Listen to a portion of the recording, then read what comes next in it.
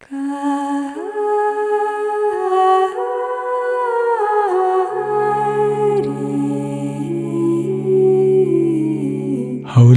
Monday.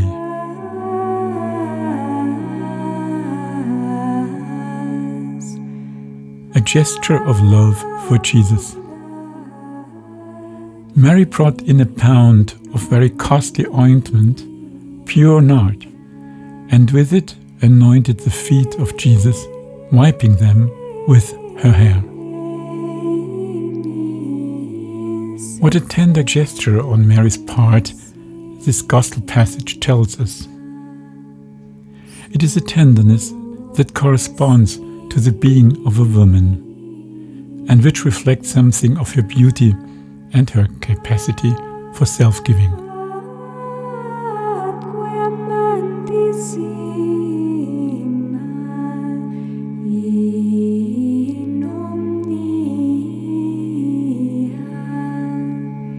Mary has given her whole heart to Jesus. And what a consolation that loving soul must have been for him in the midst of so much hostility. Something similar will happen to him on the way of the cross, when Veronica wipes his face.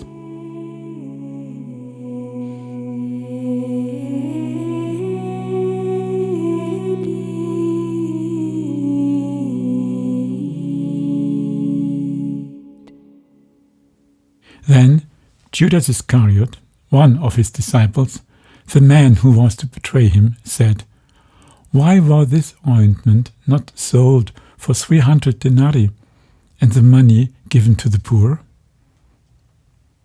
What a contrast, an antithesis. Here the loving gesture of a woman, there Judas already plotting within himself the betrayal of the Lord. Here the Jews who seek to see Jesus in Lazarus, whom he had raised from the dead, there the chief priests who want to kill the Lord and also Lazarus, since it was on his account that many of the Jews were leaving them and believing in Jesus. And Jesus? He accepts Mary's love, just as he accepts every gesture of love that people give him. He receives it and keeps it forever.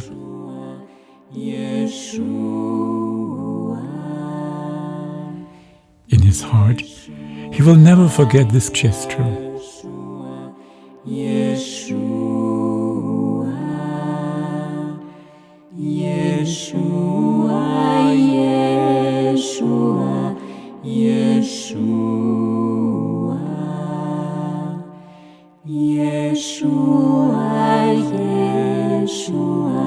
Even we, so much later, still think of Mary's love, because Jesus points her out to us as an example of how we can love him.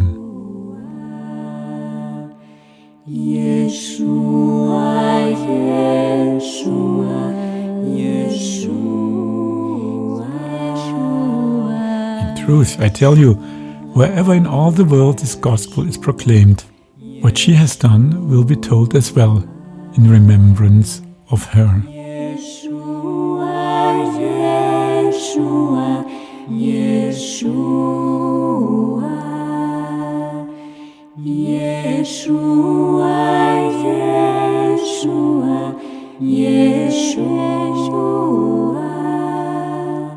Here we see Mary's loving self-giving.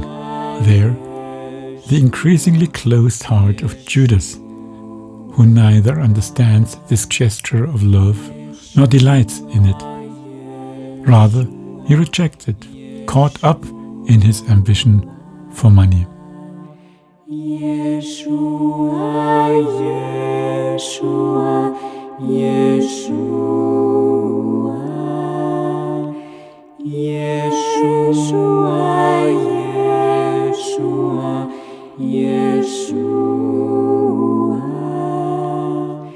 Jesus, knowing full well that Judas would betray him, tries to make him, as well as all of us, understand that love for God comes first. Let her keep it for the day of my burial. You have the poor with you always. You will not always have me.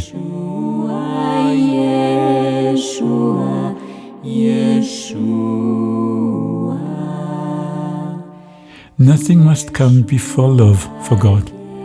Not even charity for the poor can replace the personal love for God. The Lord asks for our love, so that He, in turn, can fill us with His own.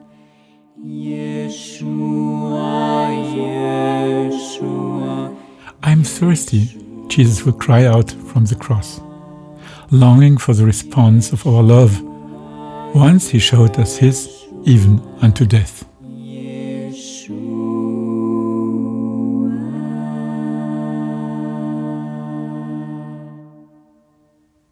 There are so many ways to show Jesus our love. Mary anointed His feet. Veronica wiped His face with a veil. But we, who do not have Him physically in our midst, how can we show Him our love?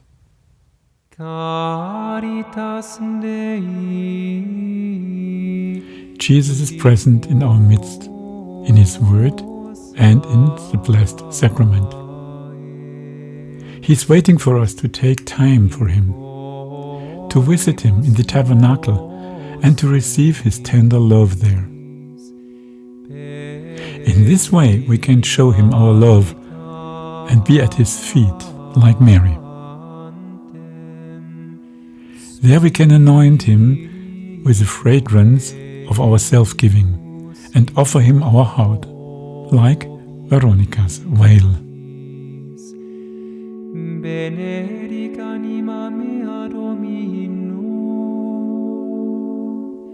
Love is creative, just as our Father delights to show us His love in 1,000 ever new ways. And day by day, in so many ways, He blesses us.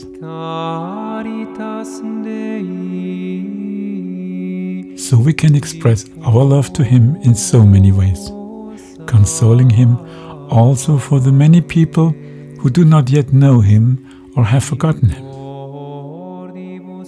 If you do not know which expression of love to opt for, let us ask the Holy Spirit. He, who is the love between the Father and the Son, He will certainly answer us. Spiritu meus in